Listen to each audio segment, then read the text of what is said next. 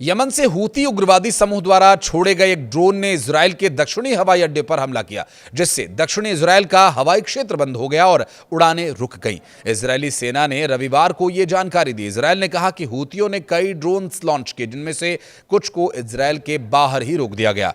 Israel हवाई अड्डा प्राधिकरण के अनुसार कम से कम एक ड्रोन दक्षिणी इजराइल शहर एलात के पास रेमन अंतर्राष्ट्रीय हवाई अड्डे के यात्री हॉल से टकरा। हूती ने कई बार इजराइल के डिफेंस सिस्टम को गच्चा देकर मिसाइली हमले भी किए। हमले के बाद हवाई अड्डे के कुछ घंटों के बंद किए जाने की खबर थी और इसके बाद वहां आने जाने वाले विमानों को अन्य शहरों तक डाइवर्ट करना पड़ा। गजा और इजरायली हमले के विरोध में नवंबर 2023 से हूती संगठन इजराइल और इजरायली संपत्तियों पर हमले कर रहा है। यमन के हूती विद्रोहियों ने रविवार को इजराइल के एयरपोर्ट पर ड्रोन से हमला किया। इजराइल की सेना ने कहा कि हूतियों की ओर से दागा गया एक ड्रोन देश की बहुस्तरीय वायु रक्षा प्रणाली को भेदते हुए देश के दक्षिणी हवाई अड्डे पर गिरा।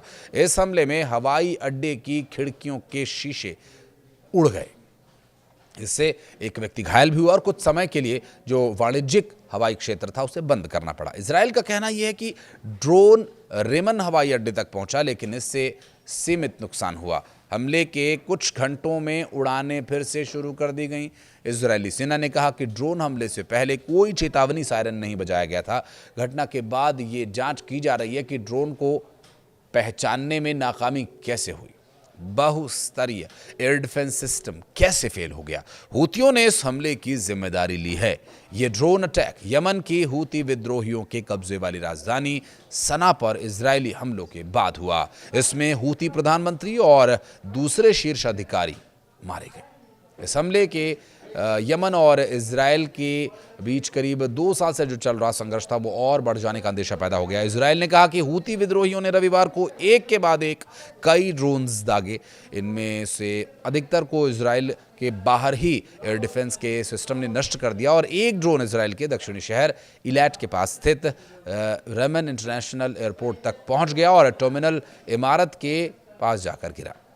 हूती विद्रोही ने साल मई में इजराइल के मुख्य हवाई अड्डे पर मिसाइल से हमला किया था और इससे 4 लोग घायल हुए थे। इसके बाद कई विमानन कंपनीज ने महीनों तक इजराइल के लिए अपनी उड़ानों को रद्द कर दिया था और इसके बाद अब ड्रोन से इजराइल एयरपोर्ट को निशाना बनाया गया है।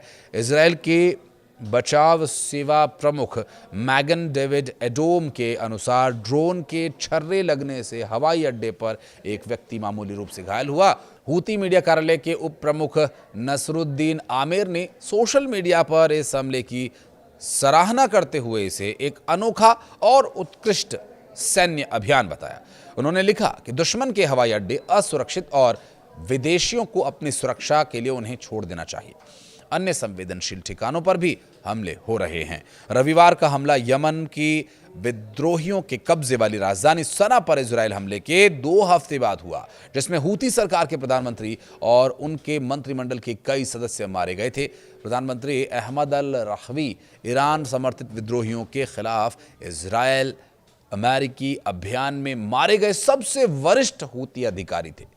अल रहवी की हत्या के बाद विद्रोहियों ने इजराइल के साथ यमन के तट से लगे लाल सागर के एक महत्वपूर्ण नौवहन मार्ग से गुजरने वाले जहाजों पर भी अपने हमले तेज करने की कसम खाई।